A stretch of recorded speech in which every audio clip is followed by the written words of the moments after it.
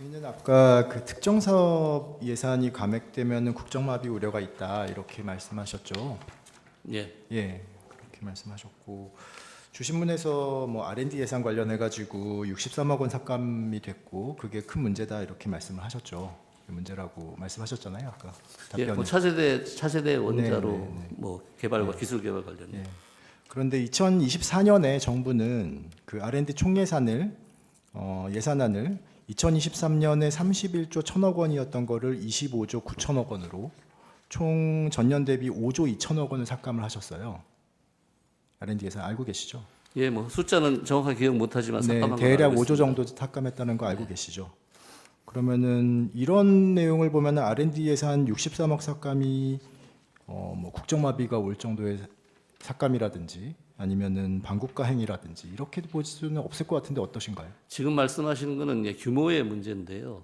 규모의 문제는 또 2025년에는 2004년 예산에 삭감된 거 이상으로 늘렸기 때문에 규모의 문제는 별개고요. 제가 말씀드린 건 개별 사업으로 말씀드리는 거고. 개별 사업이요. 그러니까 5조 개별 2천억을 삭감을 하면은 그 개별 R&D 예산은 전액이 삭감된 것도 굉장히 많을 거잖아요. 맞죠? 5조 2천억을 삭감을 했으면 그 내용은 제가 구체적인 내용은 모르겠지만 모르겠지만 그 제일 규모 많이 얘기는, 삭감된 사업은 290억이 삭감이 됐어요. 규모 얘기는 2024년에 맞는 얘기지만 현지 시점에서 보면 2025년에 그때 삭감된 5조를 더 한 6, 7조로 더 늘렸기 지금은 때문에 늘렸는데 규모의 문제는 아니라는 지금은 거죠. 늘렸는데 지금 2024년에 그 정도로 삭감을 했으면 이번에 63억 삭감된 한 개의 사업하고 비교했을 때 2024년에는 수많은 사업들의 R&D 예산이 거의 없어지거나 많은 부분이 삭감됐다라고 말씀드리는 거예요. 아니 2024년에 R&D 예산이 삭감된 거는 R&D 예산이 업계에서 그 R&D 업계에서 나눠 먹기식으로 했기 때문에 그걸 계획하는 차원이었고요. 예, 알겠고요. 아까 그 피청구인이 민생 예산 굉장히 중요시 여기신다고 말씀을 하셨어요, 그렇죠? 예. 예. 그리고 피청구인이 강조했던 예산 중에는 뭐 비정규직이라든지 특수고용직 등 고용 노동약자 지원 예산 뭐 이런 것들이 있는 걸 알고 계시죠? 예, 예. 이 노동약자 지원 예산은 이번에 삭감이 됐나요? 제가 잘 모르겠습니다. 그 부분. 이번 정부 원안대로 159억 8,900만 원이 그대로 의결이 됐거든요. 예. 이런 점을 보면은 국회가 정부의 무조건 정부 정책을 반대해 가지고 예산을 삭감하고 있는 게 아니라 결국은 각 사업 부분마다 필요성과 소명 같은 것들을 확인을 하고 그러고 정당하게 삭감을 해온 거 아닌가요? 그리고 또 아까 말씀하신 것처럼 상임위에서는 여야 합의로 지금 삭감액이 결정됐다고 말씀하셨잖아요. 예, 그런데 4.1조를 삭감할 때 1조는 상임위나 예결위에서 합의가 된 거지만 3.1조는 민주당에서 야당에서 일방적으로 삭감한 거고 그 3.1조가 문제가 되고 있는 거죠. 그 중에 이제 포함되는 게 예비비 2.4조, 그 다음에 우리가 국채 발행하는 이자 0.5조 등. 같이 여쭤볼 거라서요.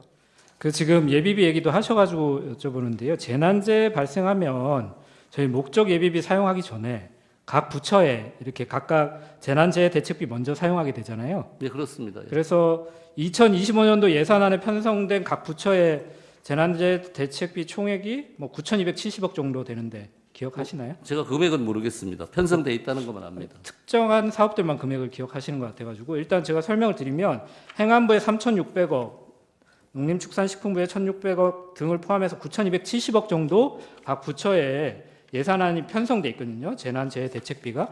그래서 이 1조에 가까운 이 돈이 먼저 사용되고 목적 예비비가 사용되는 거잖아요. 그래서 예, 항상 그렇습니다. 예, 그렇게 되는 건데 그러면 목적 예비비를 사용하는데 그 본회의를 통과한 이번 목적 예비비가 1조 6천억 원 맞나요? 예, 맞습니다. 예. 그럼 합치면은 2조 5천억 정도는 최소한 재난재해 대책 예비비를 그러니까 재난재해 비용으로 사용할 수 있죠. 근데 2023년도 결산 자료 이게 2024년도에 전년도 예산 결산을 하게 되니까 2023년도에 목적 예비비 사용액이 얼마인지를 보니까 2,121억 원으로 나왔어요. 그러니까 2천억 원 정도만 사용하면 되는데 2023년 기준으로는 지금 목적 예비비만 해도 1조 6천억 원이 있는 거거든요. 이게 지금 부족하고 뭔가 재해가 발생하면 우리나라가 마비될 정도의 그런 상황인가요? 제가 아까 말씀드린 거는 재난 예비비에 대해서는 제가 태풍이나 큰 네. 재난이 나왔을 때 문제라고 말씀드렸고 그 외에는 말씀 안 드렸습니다. 제가 말씀드린 거는 네. 일반 예비비 0.8조 가지고는 그러면 제가 충당이 안 된다는 이야기는 거고 일반 예비비 감액이 중요하고 재난 예비비는 사실은 이런 제도가 좀 마련돼 있다 이렇게 이해하면 될까요? 아니 재난 예비비도 더 구체적으로 제가 말씀 안 드렸었는데 들어가 보면 짧게만 부탁드립니다. 들어가 보면 국회에서 예산 의결 최종적으로 본회의에서 12월 10일에 하면서 네. 그 뭐 예결위에서 부대 의견으로 들어가 있는 경우 아니 제가 질문 드리는 거는 아니 제 예비비가 네. 1.6조인데 네. 거기 어떻게 되어 있냐면은 고등 학교 무상 교육에 네. 법안이 개정되면 네. 부천 한 1조 가까이를 거기다 먼저 쓰고 네. 목적 예비비에서 네. 쓰고 그다음에 5세와 무상 교육에 관련되는데 2천 몇백을 써라 1.6조를 가지고 네. 그러면 그게 자, 쓴다 그래서 그러면 제가 남아 여쭤보는 있는 게 남아 있는 게 4, 5천원밖에 안 지금 됩니다. 잠시만요. 4, 5천 남았다 그랬잖아요. 근데 2023년도에 목적 예비비 사용액이 2천억이에요. 그러면 4, 5천이 뭐 나중에 부족해질 수는 있지만 지금 비상계엄 선포 담화문에 재난재 예비비 1조 원 깎았으니까 이거는 예산 폭호고 반국가 세력이다 이렇게 말할 수는 없는 거 아닌가요? 아니 그게 그걸 말씀드리는 거고요. 태풍이나 이런 게 나오면 네. 부족해서 대응이 안 된다는 그러면 거죠. 목적 예비비 사용한 후에도 부족하면 재대책 국고 채무 부담행위 이런 뭐 한 1조 5천억 정도 이렇게 활용할 수 있죠. 뭐 다 쓸 수 있습니다. 예. 쓸 수 있죠. 예, 알겠습니다. 특활비 관련해서 좀 몇 가지 여쭤볼게요. 그 아까 집행 내역하고 증빙이 필요하다는 것 자체를 별로 동의를 안 하시는 걸로 이해하면 될까요? 말씀하신 게 내역이나 증빙이 필요하지 않다 특활비에 대해서는. 내역이 사용 일시, 사용 금액 이것만 이런 이제 거는 그냥 적어내면 된다. 예, 예. 예. 근데 그 증인 법원에서 검찰총장, 서울중앙지검장이 쓴 특수활동비, 특정 업무 경비 등의 사용 내역 이게 이제 아마도 피청구인이 2017년부터 2019년 사이에 검찰총장하고 서울중앙지검장에 재직하던 시기였던 것 같아요. 이 시기에 쓴 특수활동비와 특정 업무 경비 등의 사용 내역과 지출 증빙 자료를 공개하라 이런 판결을 선고했고요. 대법원 2020도 69728 판결에서 이게 심리불속행으로 확정된 사실 혹시 알고 계신가요? 뭐 그건 잘 모르겠습니다. 그러니까 취지는 특수활동비나 특정 업무 경비에 대해서도 지출 증빙을 요구하면 공개를 해야 된다라는 법원의 판결이 있다는 거죠. 이런 잘 모르셨다는 거죠? 아니 저는 제가 이해하기로는 네. 특정 업무 경비는 다릅니다. 특수활동비만 보면 네. 특수활동비는 아니, 지출 특수활동비에 일시와 금액을- 대해서도 이렇게 공개하라는 판결이 있었는데 그건 잘 모르신다는 것만 아니, 그 확인을 부분은 하면 제가 모르겠고요. 네네, 우리가 알겠습니다. 보통 네. 일시하고 금액을 네. 공개하면 그러면 되는 걸로 이렇게 좀 돼 있습니다. 비교해서 한번 여쭤볼게요. 이번에 국회 예산안 심사 과정에서 대통령 경호처하고 국세청은 특수활동비와 특정 업무 경비가 집행 내역이 소명됐기 때문에 여기에 대해서 정부안대로 예산이 확정됐죠. 대통령 경호처. 네, 알고 있습니다. 그렇게. 그러면 대통령 경호처는 집행 내역이 특수활동비에서 소명이 되는데 대통령 비서실하고 감사원이나 검찰은 왜 소명이 안 되는 걸까요? 왜 국회에서 이런 집행 내역을 따로 소명 자료를 요구하는 걸까요? 그게 고도의 기밀을 요하는 그런 활동비이기 때문에 사건이나 수사 등 아니, 국정 수행 그렇기 대통령 때문에 경호처는 별로 아니, 기밀하고 상관없나요? 경호처보다는 더 네. 비서실이나 이런 쪽이 더 뭐 강도가 높다고 볼 수도 있겠죠. 조금 근데 제가 그 업무를 전체 담당하지 않기 때문에 전반적으로 평가하기 어렵다는 예, 말씀이신 거죠? 모르겠지만은 제가 아니, 전체를 아까 담당하는 건 아니니까. 특수활동비에서 굉장히 잘 아시는 것좀 말씀하셔가지고 그러니까 특수활동이 여쭤봤던 건데. 일반적으로 제가 예산하면서 알겠습니다. 취득했던 그런 지식이고요. 알겠습니다. 그러면 제가 그 입법권 남용 관련해서 아까 뭐 여러 가지 또 그 거부권 뭐 제2요구권 관련해서 뭐 의견을 좀 말씀해 주셔가지고 근데 혹시 그 이런 기사는 많이 나와서 아실 것 같은데요. 1987년 민주화 이후에 여러 대통령들이 거부권 행사를 했는데 최근을 보면 뭐 이명박 대통령은 한 건, 박근혜 대통령 두 건, 문재인 대통령 한 건이었던 걸로 보이고요. 김대중, 김영삼 대통령은 없었고 노무현 대통령 6건 정도. 근데 지금 피청구인이 25번 제2요구권 행사했거든요. 여기에 대한 사실 왜냐하면 증인이 이 많은 정부에서 다 일하셨잖아요. 정부 정책을 담당했던 사람으로서 이게 이런 25번의 제2요구권 이른바 거부권 행사가 일상적이지 않다는 건 뭐 평범하지 않다는 거에 대해서는 인식하고 계시죠? 그게 역으로 해석을 하면 어떤 지금 말씀인지는 알겠어요. 역으로 해석을 야당이 하면 야당이 네. 다수의 야당이 네네. 그 부담이 많은 알겠습니다. 재정 부담이 많아가는 법안을 네. 발의를 한 거죠. 근데 제가 말씀드린 여러 대통령들은 증인께서 잘 알고 있다시피 여소야대 상황이 얼마든지 반복됐던 정부들이에요. 그럼에도 불구하고 그렇게 그렇게까지만 법안 말씀을 발의하지 드리고요. 않았습니다. 네. 그리고 한 가지만 제가 더 여쭤볼게요. 아까 셧다운과 관련해서 저희가 여쭤본 의도는 사실은 우리나라는 준예산 제도가 있기 때문에 예산이 통과되지 않더라도 정부가 마비되지 않죠. 정부가 폐쇄되는 거 아니잖아요. 예. 예.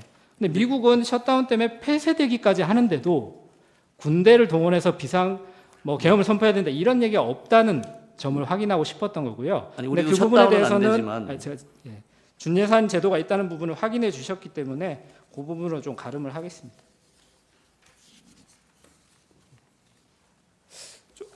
아까 경제 상황과 관련해서 말씀하셔가지고 제가 좀 그 부분을 좀 여쭤보고 싶은데요. 박근혜 그 탄핵 이후의 경제 상황, 아까 증인께서 경제 상황이 어떻게 될 거다라는 의견을 좀 말씀해 주셔서 제가 같은 의견을 좀 묻고 싶은데요. 2017년 3월 10일에 박근혜 대통령 탄핵 결정 이후에 3월 달에 국제신용평가사 무디스가 발표한 한국의 국가 신용도 전망 보고서에서 이런 얘기를 했다고 합니다. 지난해 10월부터 정치 스캔들로 시작된 한국의 혼란이 탄핵으로 한 단계 끝났다.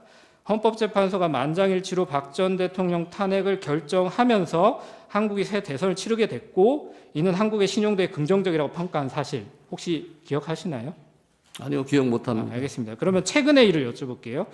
2025년도 1월 13일 날 글로벌 3대 신용평가사 무디스나 이렇게 3대 평가사가 있잖아요. 예. 최상목 권한대행하고 화상 면담을 했다고 해요. 거기서 이 3대 신용평가사가 한국 정치의 불확실성이 장기화되면 외국인 투자 또는 기업의 의사결정에 끼치는 부정적 영향을 간과할 수 없다. 이렇게 견해를 밝혔다고 하는데 이건 알고 계신가요? 예, 제가 알지는 못하지만 네. 그건 틀린 얘기는 아니라고 생각합니다. 예, 그래서 같은 취지에서 질문을 좀 드리고 싶은데요. 최근에 윤석열 디스카운트 이런 말도 나오는데 경제 전문가 입장에서 현재 진행되는 탄핵 심판이 어쨌든 지연되는 것보다 빠른 시기에 헌법재판소가 결정을 내린 것이 좀 경제적 불확실성을 제거해서 외국인 투자나 기업의 의사결정에 끼치는 부정적 영향을 좀 없애는 방향으로 가지 않을까라고 생각이 드는데 어떠신가요? 제가 얘기할 사항은 아닌 것 같습니다. 헌법재판소에서 알아서 판단하셔서 결정을 내릴 거로 보고 있습니다.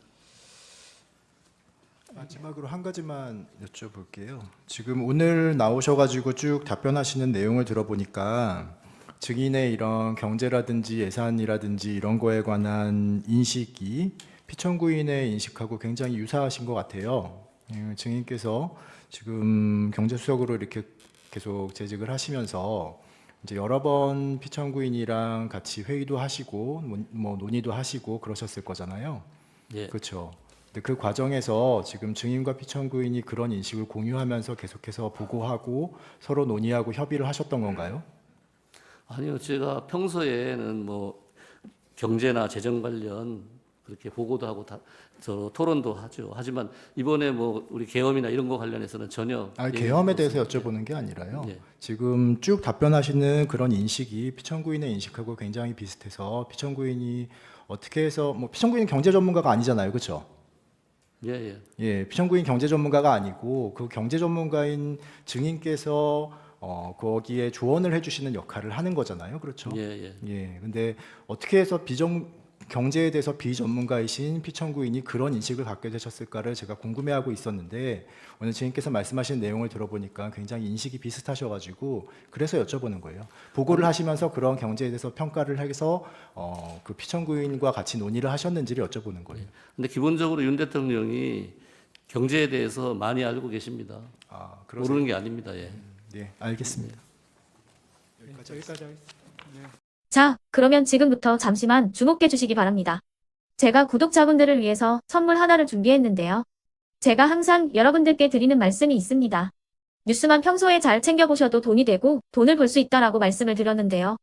여러분들은 여기 보시는 삼성전자 뉴스를 보고 어떤 생각이 드세요? 아니면 정치인들의 뉴스, 날씨 뉴스를 보고는 어떤 생각이 드시나요? 그냥 뉴스만 보고 끝내는지 아니면 이 뉴스를 어떻게 이용할 수 있는지 이 부분을 고민하고 계시는지를 되물어보고 싶습니다. 그 이유가 뭐냐 하면 제가 지난번에 여러분들께 뭐라고 말씀을 드렸었죠? 지금은 반도체 섹터를 눈여겨보셔야 한다고 말씀드렸습니다. 그리고 나서 이런 썸네일들 뉴스를 통해서 많이 보셨을 겁니다. 반도체 내용이 이슈가 됐을 때 부자들은 어떻게 생각한다? 반도체 관련주들은 뭐가 있는지, 어떤 종목이 가장 좋은지, 어디에 투자해야 돈이 몰리는지 자연스럽게 생각한다고 제가 말씀을 드렸죠. 그 이유가 뭐냐 하면 부자들이 봤을 때는 이슈가 곧 돈으로 이어지고 그 이슈가 나에게 돈을 벌어준다는 경험적 확신이 있기 때문에 부자들은 항상 이런 사회적 이슈를 관심 있게 챙겨본다고 제가 말씀을 드렸습니다. 이번에도 마찬가지인데요. 제가 지난번에 시청자분들과 함께하는 주식으로 수익 내기 이벤트를 진행했었죠. 당연히 100% 무료로 진행을 했었고요. 여기 보시면 아시겠지만 제가 지난번에도 구독이라고 보내주신 모든 시청자분들께 반도체 관련주 중에 가장 크게 급등할 딱 한 종목, 많은 종목도 아니라 한미반도체 한 종목을 여러분들께 추천드렸어요. 그러면서 여기 나와 있는 대로 정확히 얼마에 매수해야 하는지, 그리고 수익률이 어느 정도 나왔을 때 팔아야 하는지를 이런 부분들까지 여러분들에게 정확히 알려드렸었는데 지금 실제로 어떻게 되었다? 오른쪽을 보시면 아시겠지만 제가 지난번 문자 발송으로 이 한미반도체를 소개해드리고 나서 실제로 이렇게 5배 이상 어마무시한 상승이 나왔습니다. 100만 원만 투자를 했어도 무려 500만 원이 넘는 수익금이 생긴 거죠. 그래서 당시에도 굉장히 많은 분들이 제가 드린 이 한미반도체로 수익을 내실 수가 있으셨을 텐데요. 다시 한번 축하드린다고 말씀을 드리겠고 이번에도 마찬가지입니다. 앞으로도 2024년, 2025년 계속해서 기대해볼 섹터는 AI입니다. 그 중에서도 AI 반도체는 그 누구도 부정할 수 없는 미래 성장 산업입니다. 그러면 우리가 어떻게 생각해 볼 수 있을까요? AI 반도체 종목 중에 앞으로 크게 대장 역할을 하면서 10배 이상 급등할 수 있는 텐베고 종목을 지금부터 열심히 추적해야 한다는 겁니다. 큰 돈을 투자하지 않더라도 월급의 일부분 아주 소액이라도 이 종목을 모아가야 수백 %의 수익률을 손에 쥘 수 있는 것이죠. 지금 여러분이 보고 계시는 이 유튜브 또한 AI 반도체와 아주 밀접한 연관이 있고 반도체야말로 대한민국의 핵심 산업으로 앞으로 더더욱 시장은 성장할 수밖에 없습니다. 그렇기 때문에 제가 이번에도 뭘 보내드리고 있냐면 지난번과 똑같이 구독이라는 문자를 보내주시면 제가 AI 반도체 관련주 중에 앞으로 대장주 역할을 하면서 주가가 가장 크게 급등할 한 종목을 여러분들께 문자 발송으로 종목명과 사고 파는 시점을 모두 알려드릴 건데요. 그 문자를 받고 여러분들이 주식으로 돈 버는 연습을 한번 해보셨으면 좋겠고요. 혹시라도 나는 주식을 하지 않는다 하시는 분들은 주변에 주식하시는 지인분들에게 말씀을 해주셔도 되고요. 아니면 연세가 있으셔서 투자가 어렵다 하시는 분들은 이 종목을 자녀분들에게 한번 사봐라. 이걸로 한번 수익을 내봐라. 이렇게 조언을 해주실 수도 있는 거겠죠. 그래서 지금 이 영상을 보시는 시청자분들 중에 나도 이번 종목이 좀 궁금하다 하시는 분들은요. 누구나 상관없이 그리고 어느 시간대나 상관없이 부담 없이 010-2514-5930번으로 구독이라는 문자 보내주시면 제가 이번에도 똑같이 무료 추천 급등주 문자를 보내드리겠습니다. 이해되시겠죠? 제 번호 010-2514-5930번으로 구독이라는 문자 보내주시면 여러분들이 직접 이슈를 통해서 돈 버는 연습을 해보실 수가 있는 거고 제가 돈을 받는 것도 아니고 투자를 대신해 드리는 것도 아니기 때문에 부담 없이 신청해 주시면 되는 겁니다. 그리고 수익이 나면 저는 다른 것은 하나도 바라지 않습니다. 제 채널에 구독, 좋아요 한 번씩만 눌러주시라 이렇게 다시 한번 말씀을 드리겠습니다.